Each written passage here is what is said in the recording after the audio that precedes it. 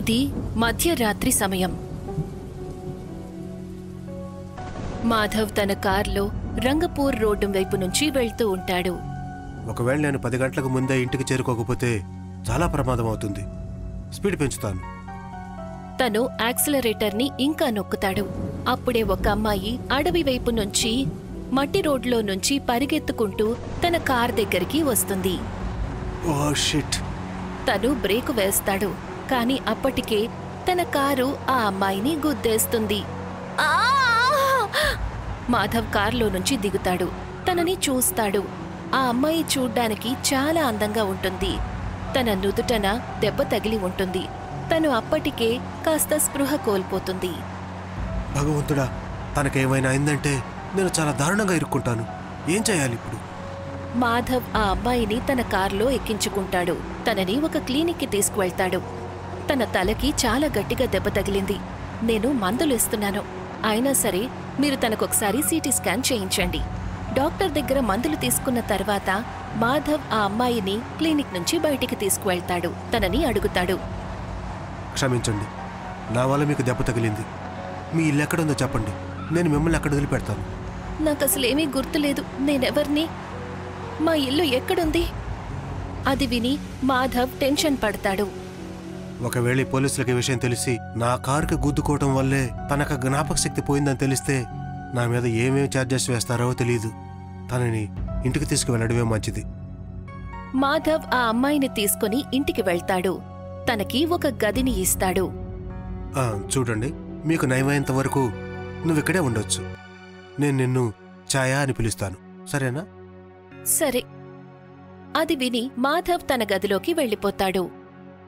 భగవంతుడా, తనకు త్వరగా నయమైపోవాలి. అప్పుడే అక్కడ చాలా కుక్కలు అరిచే శబ్దం వినిపిస్తుంది. ఈ కుక్కలు ఇవాళ నన్ను చూసి ఇంతగా ఎందుకు అరుస్తున్నాయి?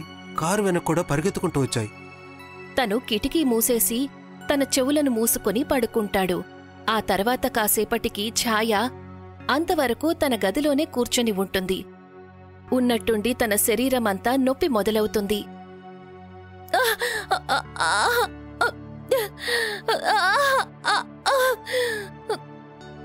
నేను వదలను.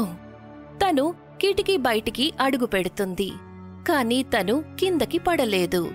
తను ఒక బల్లిలాగా గోడమీద నడుస్తూ కిందకి దిగుతుంది. కుక్కల ఎదురుగా వెళ్లి తను వాటిని కోపంగా చూస్తుంది. ఆ తర్వాత తన జుట్టు పొడవుగా మారి కుక్క మెడకి చుట్టుకుంటుంది. కాసేపట్లోనే కుక్క శరీరం పూర్తిగా నీలిరంగులోకి మారిపోతుంది. ఆ తర్వాతది చనిపోతుంది. ఇక ఛాయ శరీరంలోని నొప్పి అంతమైపోతుంది. తను మళ్లీ తన గదిలోకి వెళ్లిపోతుంది. తెల్లవారిన తర్వాత మాధవ్ లేస్తాడు. కిచెన్లోకి వెళ్లి టిఫిన్ తయారు చేస్తాడు. పాపం చాలా ఆకలితో ఉండుంటుంది. నిన్న కూడా నేను అలానే పడుకోమని చెప్పాను. తను ఆమ్లెట్ ఇంకా జ్యూస్ ట్రేలో పెట్టి తన గదివైపు వెళ్తాడు. ఎప్పుడైతే గది తలుపు తెరుస్తాడో అప్పుడు ఎదురుగా ఉన్న దృశ్యాన్ని చూసి తను ఆశ్చర్యపోతాడు. ఛాయ తన జుట్టును కత్తెరతో కత్తిరిస్తూ ఉంటుంది. అవి ముందు రోజు రాత్రి చాలా పొడవుగా అవుతాయి. అరే, నీ జుట్టు ఒక రాత్రిలో ఇంత పొడవుగా ఎలా అయ్యాయి? ఏమో తెలీదు. నా జుట్టు ఇలాగే చాలా వేగంగా పెరుగుతూ ఉంటుంది.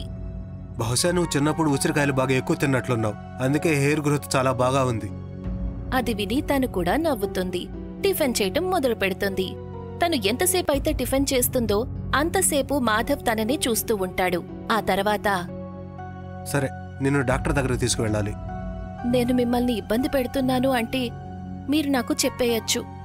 నేను మీ ఇంటి నుంచి వెళ్ళిపోతాను. అటువంటిదేమీ లేదు. నీ తలకి దెబ్బ తగిలింది. దానికి ట్రీట్మెంట్ అయితే చేపించాల్సి ఉంటుంది కదా. మాధవ్ తనని కార్లో కూర్చోబెట్టుకుంటాడు. డాక్టర్ నిషి దగ్గరికి తీసుకువెళ్తాడు. భయపడకు ఛాయ, కేవలం 5 నిమిషాలు పడుతుందంతే. నిషి ఛాయని మషీన్ స్ట్రెచ్చర్ మీద పడుకోబెడుతుంది. తన బ్రెయిన్ ని స్కాన్ చేస్తారు. ఎప్పుడైతే నిషి దృష్టి మానిటర్ మీద పడుతుందో అప్పుడు ఎందుకో తన మొహంలో రంగులు మారిపోతాయి. తన కళ్ళు భయంతో అలాగే ఉండిపోతాయి. ఏమైంది డాక్టర్? ఏం లేదు మాధవ్. నువ్వు తనని తీసుకువెళ్లొచ్చు. రేపు ఉదయం రిపోర్ట్స్ వచ్చాక నేను నీకు కాల్ చేస్తాను. మాధవ్ ఛాయాని తనతో పాటు ఇంటికి తీసుకువెళ్తాడు. రాత్రి సుమారు 11 గంటల వరకు ఛాయ జుట్టు మళ్లీ పొడవైపోతాయి. మళ్లీ తన ఒళ్లంతా కూడా నొప్పి మొదలవుతుంది.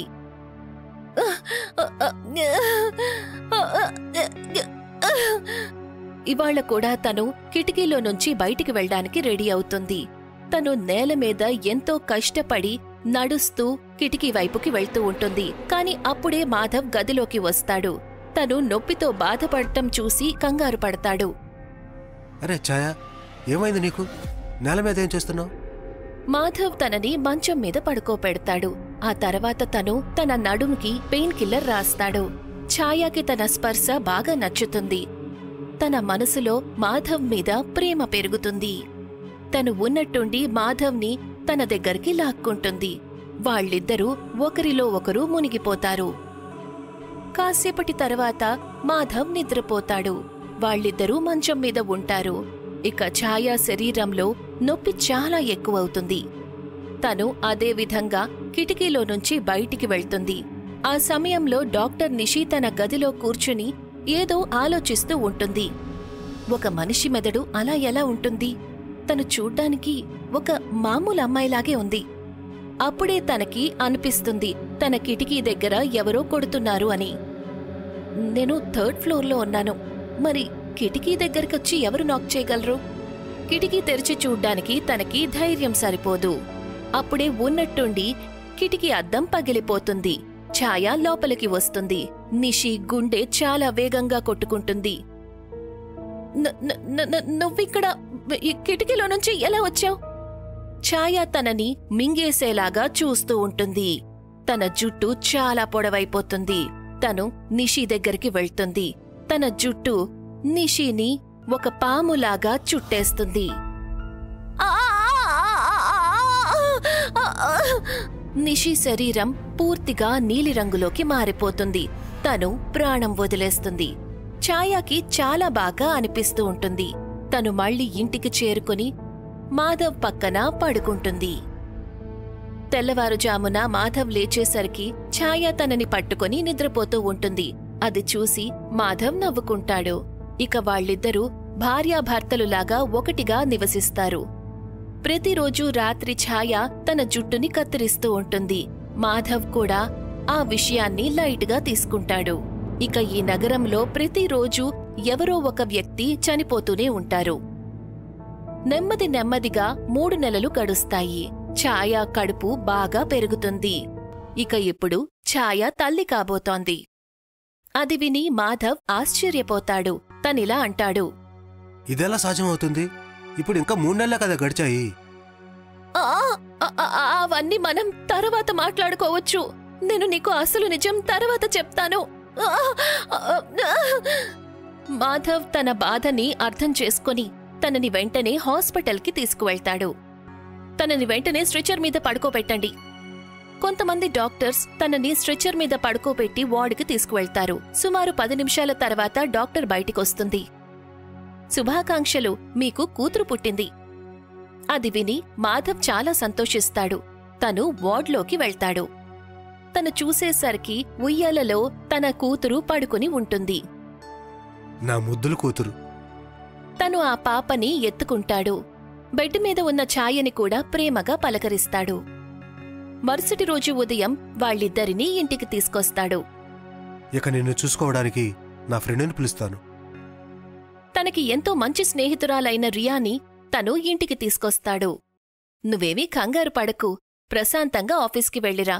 ఛాయాని, నీ కూతుర్ని ఇద్దర్నీ నేను చూసుకుంటాను. Thank you Riya. ఆ మాట చెప్పి మాధవ్ ఆఫీస్కి వెళ్ళిపోతాడు. ఆఫీస్కి వెళ్లిన తరువాత తనకి మళ్లీ అదే విషయం గుర్తుకొస్తుంది. అసలు ఛాయ 3 నెలల్లో బిడ్డకి ఎలా జన్మనిచ్చింది? అసలు తనెవరు? తన జుట్టు వెనకున్న రహస్యమేంటి? ఈ విషయాన్ని లైట్ తీసుకోవడం అంత మంచిది కాదు. ఛాయకి సంబంధించిన రహస్యాలన్నీ తను నాకెక్కడ కనిపించిందో అక్కడే దొరుకుతాయేమో. సాయంత్రం ఆఫీస్ పూర్తయిన తరువాత మాధవ్ రంగపూర్ రోడ్లో అదే మట్టిదారి దగ్గరికి చేరుకుంటాడు. ఛాయ ఆ రోజు రాత్రి అటువైపు నుంచే పరిగెత్తుకొచ్చింది.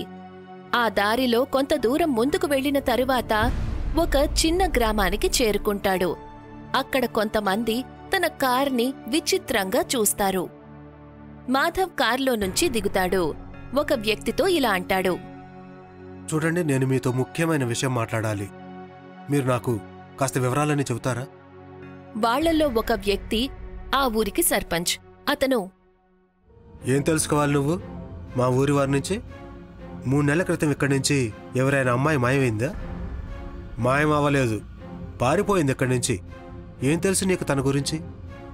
ఇప్పుడు మాధవ్ ధైర్యం తెచ్చుకొని జరిగిన కథంతా చెప్తాడు.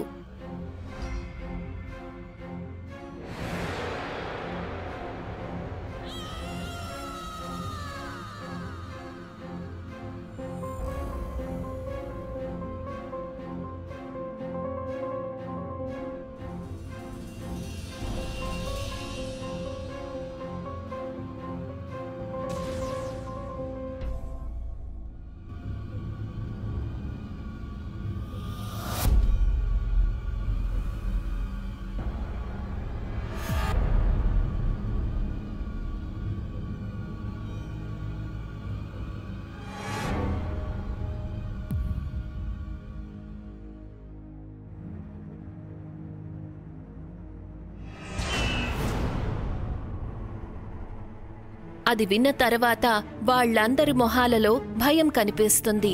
అప్పుడు సర్పంచ్, ఆ అమ్మాయి ఒక మామూలు అమ్మాయి కాదు, తను ఒక రాక్షసి. ఆ మాట విని మాధవ్ షాక్ అవుతాడు. తనసలు నమ్మలేకపోతాడు ఇన్ని రోజులుగా తను ఒక రాక్షసితో కలిసున్నాడు అని. మీరు తన గురించి అలా ఎలా అనగలరు? 2 ఏళ్ల క్రితం తను మా ఊరికి వచ్చింది. మేము కూడా తనని మామూలు అమ్మాయి అనుకుని పొరపాటు పడ్డాం. కానీ నెమ్మదిగా తన అసలు రూపం మా ముందు బయటపడింది. తను ఒక విషపూరితమైన రాక్షసి.